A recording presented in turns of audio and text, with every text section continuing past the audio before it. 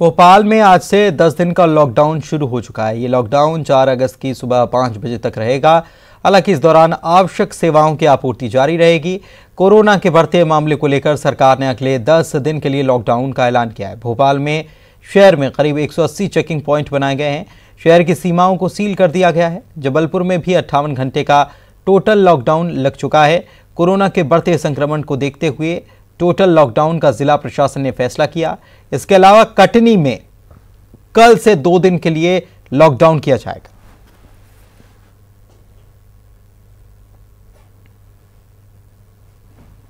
राजधानी भोपाल में total lockdown लग गया है। आप देख सकते हैं राजधानी भोपाल में पुलिस ने जगह जगह बैरिकेड्स लगाकर चेकिंग शुरू कर दी और जो लोग इस लॉकडाउन के दौरान यहां से निकल रहे हैं उनको यहां पर पकड़ा जा रहा है और चालानी जो कार्रवाई है, जो वैधानिक कार्रवाई है, वो लगातार यहां पर पुलिस के द्वारा की जा रही है। शहर की जो तमाम सीमाएं वहां पर बैरिकेड्स लगा दिए गए हैं, उन्हें भी सीमाओं को सील कर दिया गया है। इसके अलावा जो तमाम जगहों पर बैरिकेड्स लगाए गए, करीब 1 दर्जन से ज्यादा चेकिंग पॉइंट्स बनाए गए, वहां पर वाहनों की चेकिंग की जा रही है। पुलिस के अधिकारियों के साथ ट्रैफिक पुलिस भी लगातार यहां पर मौजूद है और जो लॉकडाउन का पालन नहीं कर रहे हैं, क्योंकि जो समय था वो समय अब लॉकडाउन का लगने का पूरा हो चुका है और उस समय के दौरान जो है लॉकडाउन लगा हुआ है। अब ये समय लॉकडाउन का, यही कारण है कि जो भी व्यक्ति अब नियमों को यहाँ पर तोड़ रहा है उनके खिलाफ यहाँ पर ट्रैफिक पुलिस लगातार, स्थानीय थाना पुलिस लगातार कार्रवाई कर रही है। आप देख सकते हैं पुलिस के अधिकारी भी यहाँ पर मौजूद है। सर सोनी जी, क्या आप लोग को निर्देश मिले हैं?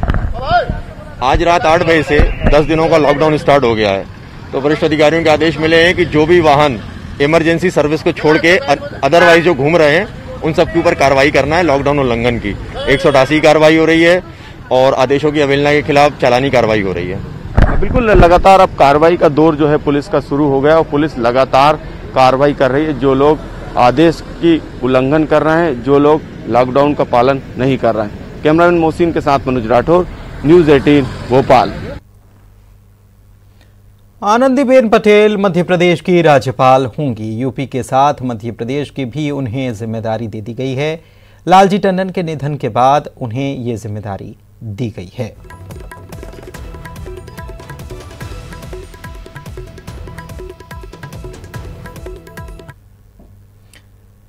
अलग अलग राज्यों में विधानसभा और लोकसभा की 57 सीटों पर उपचुनाव को लेकर चुनाव आयोग ने बैठक की। इस बैठक में विधानसभा की 56 सीट और लोकसभा की 1 सीट पर उपचुनाव कराने को लेकर फैसला हुआ। हालांकि 8 सीटों पर उपचुनाव को 7 सितंबर तक टालने का आयोग पहले ही फैसला कर चुका है, लेकिन आज की बैठक में इन सीटों पर भी चुनाव कराने का फैसला लिया गया। एमपी की 27 सीटों पर उपचुनाव होने हैं। चुनाव की तारीखों का ऐलान चुनाव आयोग सही समय पर करेगा।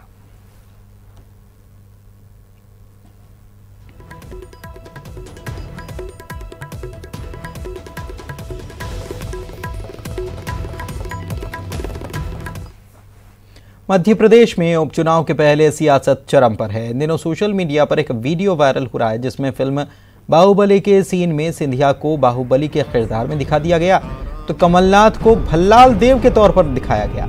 इसके साथ ही सोनिया गांधी को शिवगामी के किरदार में दिखाया गया। वायरल वीडियो के जरिए सिंधिया के साथ हुए अन्याय की तुलना की गई। गांधी कांग्रेस के पंजे को साक्षी मानकर मैं शपथ लेता हूँ। मुख्यमंत्री कमलनाथ जी की, मुख्यमंत्री कमलनाथ जी की, मुख्यमंत्री कमलनाथ। उपचुनाव से पहले कांग्रेस के विधायक एक के बाद एक बीजेपी का दामन थाम रहे हैं। इस पर नरोत्तम मिश्रा ने शायराना अंदाज में कांग्रेस पर निशाना कहा और साधा और कहा कि अब लोगों को कांग्रेस में विश्वास नहीं रहा है। की राजनीति बची है, उम्र दराज व्यक्ति हैं, अब उनको सोचना चाहिए अब ये फालतू की चिट्ठियां लिखने से क्या रखा है। इतना ध्यान जब उनके विधायक उनको चिट्ठी लिखते थे तब उन चिट्ठियों पे दे लेते तो शायद आज प्रधानमंत्री को उन्हें नहीं लिखना पड़ती चिट्ठी। कमलनाथ जी की राजनीति का इतना ही फंसाना है कि तीर भी चलाना है और परिंदे भी बचाना है और कुछ नहीं है।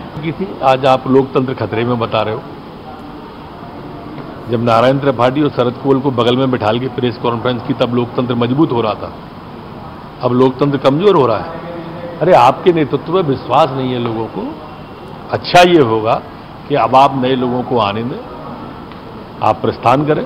ये सोचेंगे नहीं ना इनका ध्यान इसी पे रहता है कि जो भी पद आए वो एक ही व्यक्ति पे आए। परंपरा चूंकि दिल्ली में ऐसी है, वहां परिवारवाद है तो यहां भी परिवारवाद है।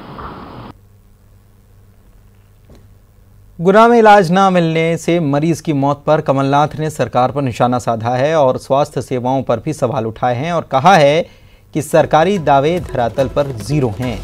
इस पूरे मामले में अब मजिस्ट्रियल जांच होगी। डिप्टी कलेक्टर 7 दिन के अंदर रिपोर्ट कलेक्टर को सौंपेंगे। आपको बताएं कि कल गुना में इलाज न मिलने पर एक व्यक्ति की मौत हुई थी। अशोकनगर के सुनील धाकड़ को टीबी की बीमारी थी। पत्नी के साथ वो इलाज कराने जिला अस्पताल पहुंचा था, लेकिन आर्थिक तंगी की वजह से पर्ची नहीं कटवा सका। रात भर अस्पताल के बाहर वो पड़ा रहा। सुबह उसकी मौत हो गई। एमपी दिन भर आप देख रहे हैं। छिंदवाड़ा की पेंच नदी में बहाव में पिकनिक मनाने पहुंची लड़कियां बीचों बीच पानी के फंस गई। दरअसल लड़कियां सेल्फी लेने के लिए नदी के बीचों बीच जाकर पत्थर पर बैठ गईं और उसी दौरान हुआ ये कि बहुत चौंकाने वाली तस्वीर सामने आई। लड़कियों के सेल्फी लेते समय नदी का जलस्तर अचानक से बढ़ता चला गया और ऐसी स्थिति बन गई कि लड़कियां वहां पर फंस गई। पानी का तेज बहाव देखकर वो और घबरा गई। इसके बाद इन्हीं के साथ कुछ लड़कियां और पिकनिक मनाने गई थी। उन्होंने पुलिस को इस बात की इत्तला की कि उनकी 2 सहेलियां यहां पर फंस गई हैं। सेल्फी लेने के दौरान वे फंस गई और पानी का बहाव काफी तेज है।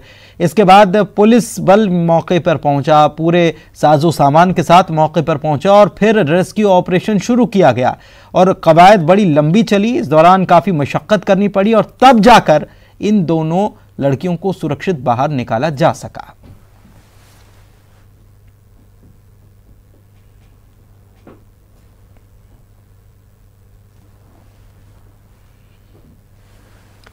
एक ऐसी नौकरानी जिसे ढूंढने के लिए 4 राज्यों एमपी, दिल्ली, यूपी, हरियाणा की पुलिस लगी थी।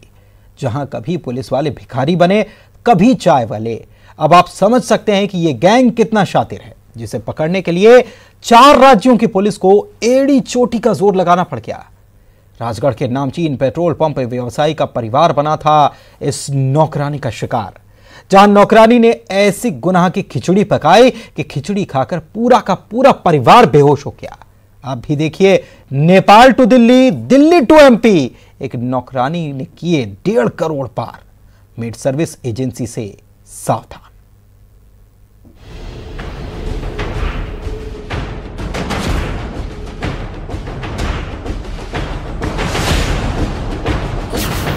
कभी भिखारी बने पुलिस वाले,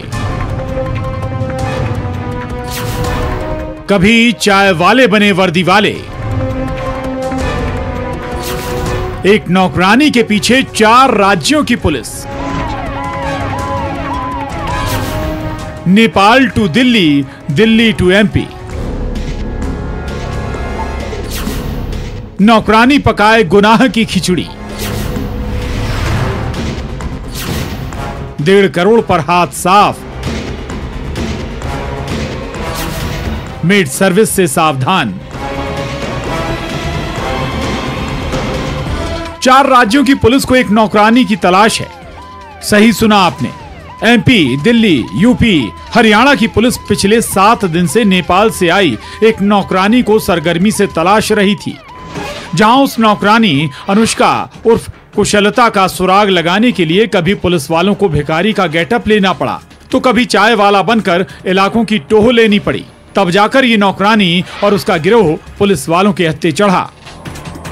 रात को करीब 8:30 बजे हमने पूरे परिवार के साथ में भोजन किया और वो जो बच्ची थी जो 1 महीने से नेपाली थी वो, और बच्ची के साथ में आई हुई थी। दरअसल एमपी के राजगढ़ में रसूखदार पेट्रोल पंप व्यवसायी श्रीराम गोयल के घर 1.5 करोड़ से ज्यादा का माल गायब हुआ था, जिसे गायब करने वाली ये नौकरानी अनुष्का और उसका गिरोह ही है। आरोपी अनुष्का श्रीराम गोयल की बेटी जो दिल्ली में रहती है, उनके घर केयरटेकर थी, जिसे एक मेड सर्विस एजेंसी ने भेजा था। श्रीराम गोयल की बेटी अपने भाई की शादी में अपने पिता के घर राजगढ़ आई थी। उनके साथ ये नौकरानी भी आई थी, जो ये अच्छे से जानती थी इस घर में शादी है, रसूखदार परिवार है, जिसने 1 महीने तक भोली भाली बनकर पहले घर वालों का विश्वास जीता, फिर अपने साथियों के साथ मिलकर मौका पाते ही उसने इस घर में 1.5 करोड़ के माल की चोरी की। इस वारदात को अंजाम देने के लिए नौकरानी ने खिचड़ी में बेहोशी की दवा मिलाकर पूरे परिवार को खिलाई थी। खिचड़ी के अंदर उस बच्ची ने कुछ भी डाल के और हमें मूर्छितावस्था तक पहुंचा दिया था। वारदात वाले रोज ही गहनों और रुपयों की चोरी कर आरोपी नौकरानी अपने साथियों के साथ दिल्ली चली गई, लेकिन जिस कार को इस अंतर्राष्ट्रीय गैंग ने किराए पर लिया था उसी से कड़ी दर कड़ी इस वारदात का खुलासा हुआ। अब इस गिरोह ने कितने घरों में विश्वास में सेंधमारी की है, इसकी तफ्तीश जारी है, तो आप भी रहिए ऐसी मेड सर्विस से सावधान। इंदौर से अरुण त्रिवेदी और गुना से विकास दीक्षित के साथ bureau report, news 18, Madhya Pradesh, Chhattisgarh. और छत्तीसगढ़ का अपडेट आपको बता दें, छत्तीसगढ़ में कोरोना के 88 नए मामले सामने आए और इसी के साथ प्रदेश में कोरोना का आंकड़ा 6700 को भी पार कर गया है। तो ये एक बड़ी खबर। इस बीच छत्तीसगढ़ में मामले लगातार बढ़ते हुए, छत्तीसगढ़ में लॉकडाउन चल रहा है, 7 दिनों का 3 दिन बीत चुके हैं और इस बीच कोरोना के जो नए मामले सामने आ रहे हैं, 88 और मामले सामने आए और इसी के साथ प्रदेश में कोरोना का आंकड़ा 6700 को पार कर गया है।